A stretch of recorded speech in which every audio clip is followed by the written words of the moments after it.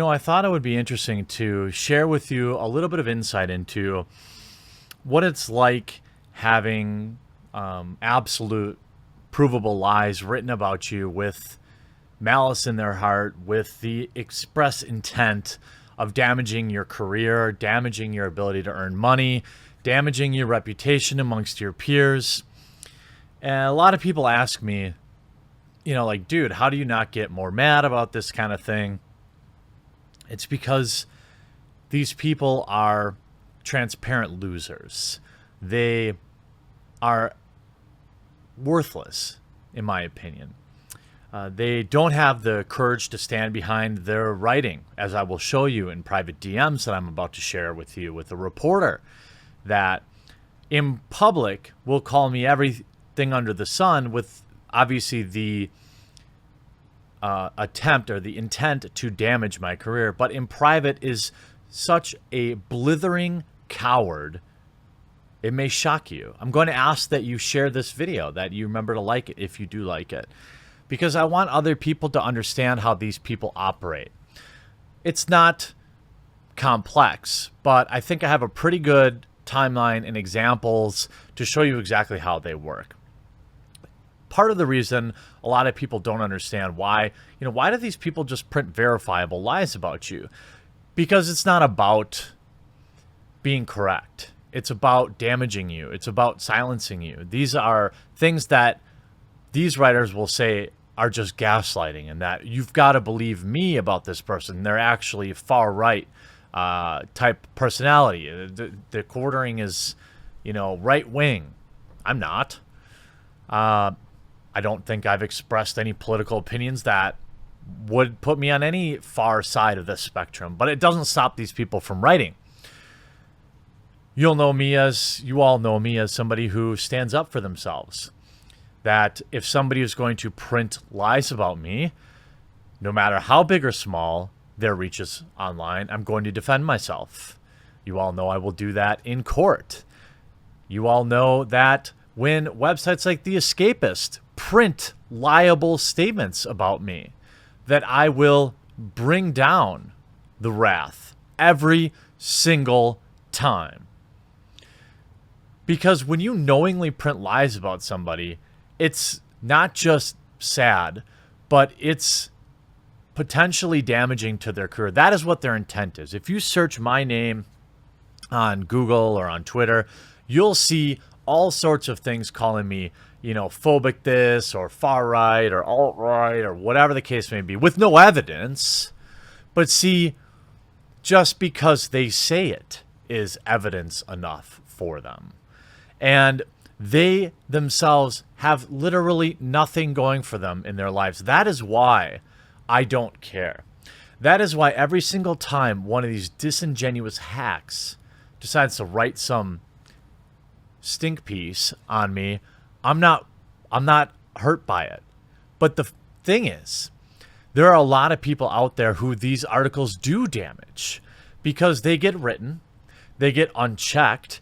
And then what happens in the example of Trade Coffee, for example, people sent them articles that were full of lies, and Trade Coffee's like, whoa, well, I've heard of this website, and they said this about him. It must be true.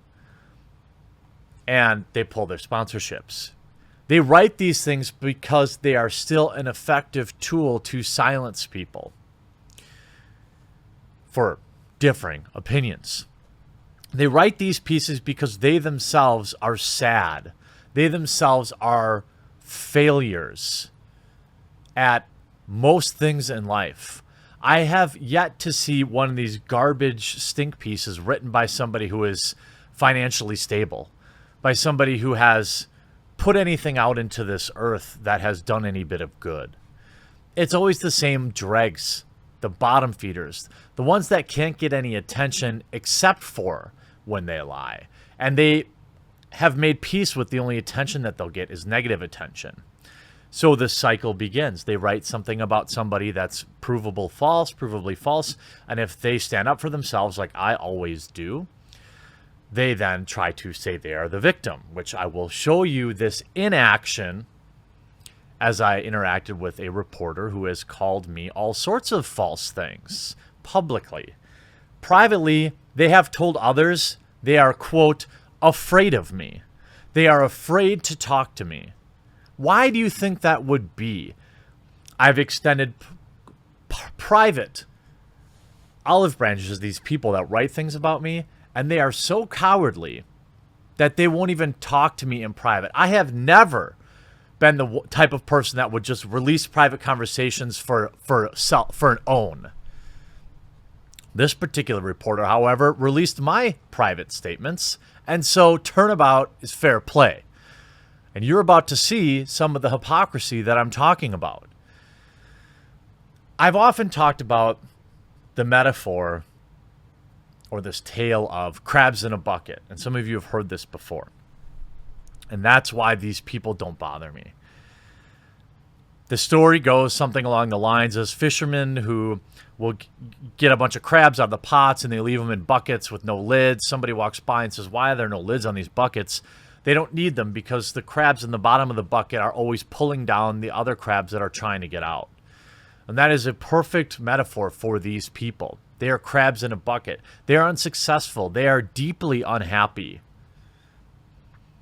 And when they see others making headway, others doing what they wish they could do, they pull them down. They are so desperate to do so, they will write lies.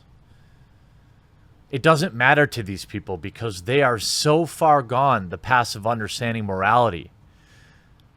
They will take the attention at all costs. We're going to take a look at one particular journalist whom I will protect their identity because unlike them, I have some decency. Now, if people figure out who it is and critique them, that's fine. But I have always been very public about saying, look, if I'm rebutting a article or a video or something and the person is, and you're angry about it and you want to tell them so, that's fine. I'm not your dad. But just know that if you go over the line, if you cross the line, you're talking about doxing, you're talking about emailing bad things, you're doing bad stuff, you're not doing any favors for me. You want to tell them that you think they're a poo-poo head? That's fine. But I've always said, don't cross the line because that's what they want. They want to use that against me. They want to say bad things. They want to stick their hand in the bee's nest and not get stung. Well, that's not how I operate. I'm not afraid of these people. I don't have a day job for them to call. They have no leverage over me. So I will always try to do my best to speak the truth.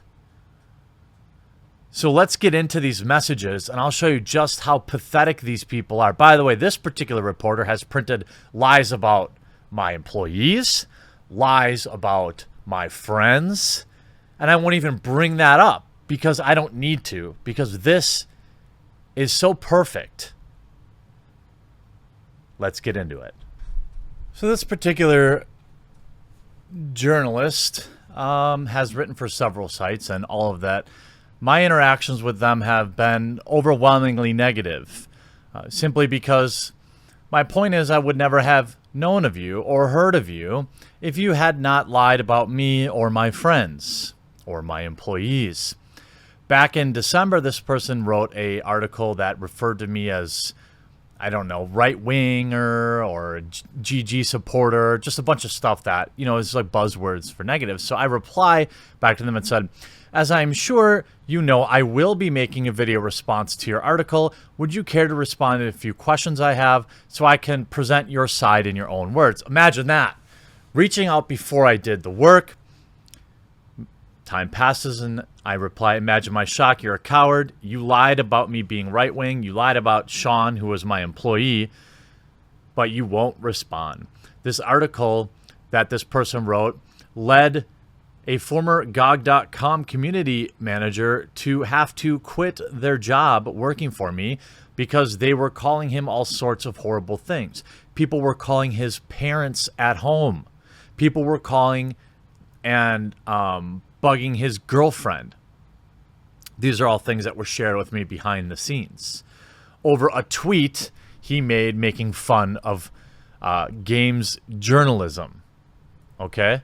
If you remember, this article says, 2 months after GOG community manager Sean Holliday tweeted a joke about belittling a hashtag, which he didn't, it was a mistake. Halliday revealed he was fired by the company according to a new profile from Eurogamer. However, Eurogamer report fails to mention that Halliday is working with Jeremy, the quartering Hambly. And by the way, these people always use your full name because they want it to come up when people search your name. This is an intimidation tactic. A right-wing YouTuber. Interesting.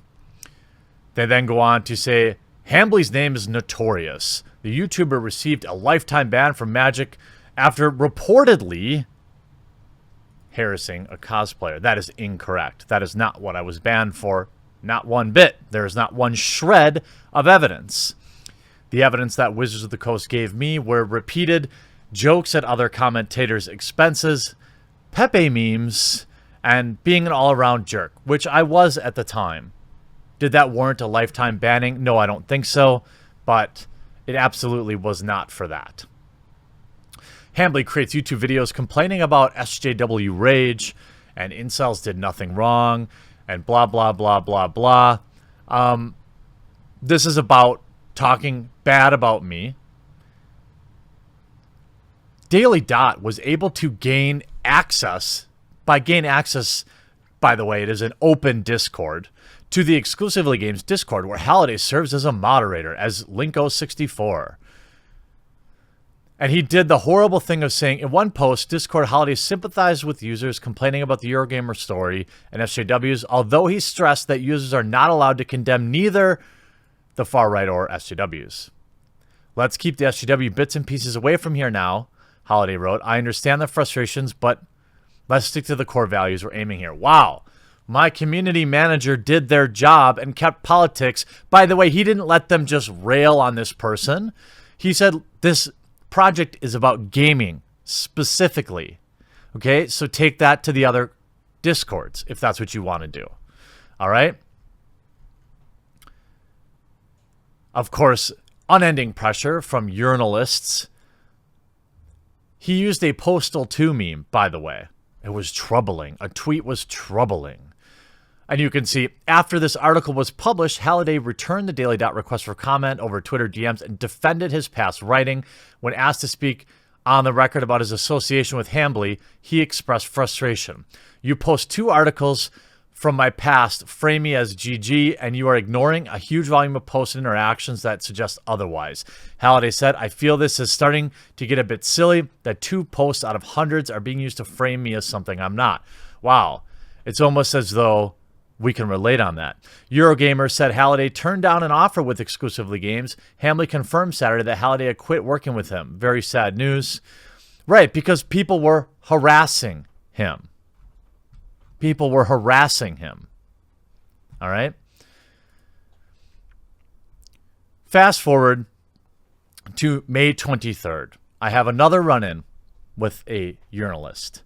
This time they reached out to me by saying, in all seriousness, why do your followers constantly send stuff like this over to me? My notifications are always a hot mess whenever these things start, and it's really dumb. By the record, I had not interacted with this person. This person put my name in their mouth, associated with lies. People brought it up. What's wrong with that? So we're going to say, first of all, I'm not responsible for individuals. Second of all, if you didn't lie about me, we would never have spoken. I have repeatedly told people not to contact you or anyone else. They reply, these people wouldn't be flocking to mob me and others if you never quote tweeted them directly. You can track my notifications by searching my @ to prove that. On some level, you can and should accept responsibility for your contribution to this problem. It's like building a tunnel with no lights and then throwing your hands up in the air when people inevitably crash. No, it's actually nothing like that, reporter. It's 100% nothing like that. Again, had you not lied, we would not be speaking. I go on to say it.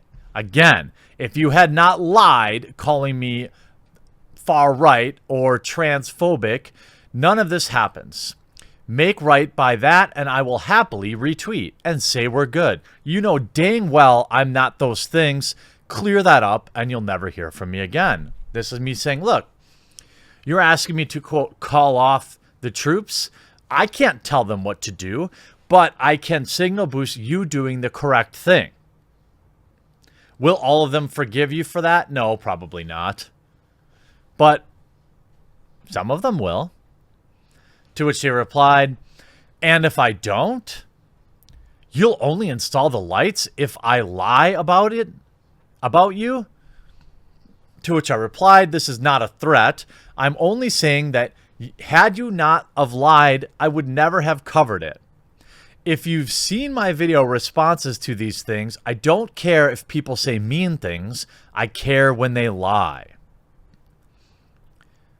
They reply, it is, though. You're basically saying that you won't call off your followers, which multiple people hold you accountable for. By the way, I'm only accountable to the great spaghetti monster in the sky and my wife, not some rando on the internet. Perhaps in third place, I would say I'm responsible. I answer to my viewers. That's it.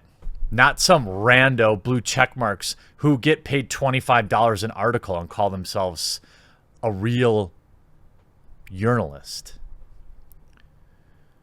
Which, regardless of whether you hold yourself accountable or not, unless I outright lie as a reporter, I can read between the lines.